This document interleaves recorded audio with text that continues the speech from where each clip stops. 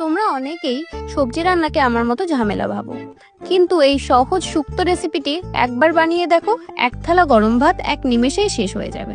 প্রথমে আমরা ডাঁটা, বেগুন, কাঁচকলা, তারপর আলুগুলো সুন্দর করে কেটে নেব।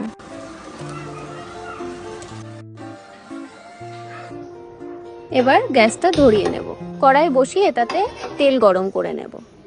তেল গরম হয়ে গেলে বড়িগুলো ভেজে লাল লাল করে তুলে রাখবো। আবারও ওই তেলে কিছুটা পাঁচফোড়ন দিয়ে দেব।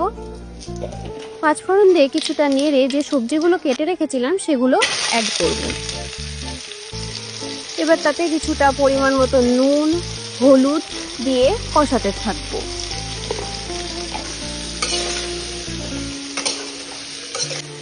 এর সাথে কিছুটা কাঁচা লঙ্কা পাশে থেতো করে রাখবো এবং কিছুটা গরম জলে সর্ষে গুঁড়ো গুলে রাখবো।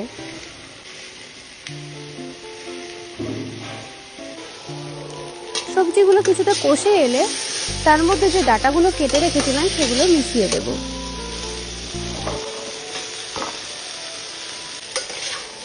ডাঁটাগুলো দেওয়ার পর আরো বেশ কিছুক্ষণ কষিয়ে নেব। কষানো ভালো মতো হয়ে গেলে তাতে কিছুটা উষ্ণ গরম জল দিয়ে দেব। এবার আঁচটা বাড়িয়ে দিয়ে যখন ঝোলটা ফুটতে শুরু করবে তখন তাতে যে ভেজে রাখা বড়িগুলি ছিল সেগুলি মিশিয়ে দেব। ভালো করে মিশিয়ে নেওয়ার পর আমরা যে সর্ষেটার পেস্ট রেডি করেছিলাম সেটাও মিশিয়ে দেব। এবার আরো ভালো করে কিছুক্ষণ নেড়ে নিয়ে এবার ঢাকনা দেওয়ার পালা। এবার ঢাকনা তুলে দেখা যাবে সবজিগুলো সুসেদ্ধ হয়েছে। এই সময় কিছুটা ভাজা জিরে গুঁড়ো আর কিছুটা কাঁচা সর্ষের তেল মিশিয়ে নিলেই আমাদের গরম গরম শুক্তো রেডি। এবার পালা পরিবেশনের। গরম ভাতের সাথে এক বাটি শুক্তো, আর কি চাই।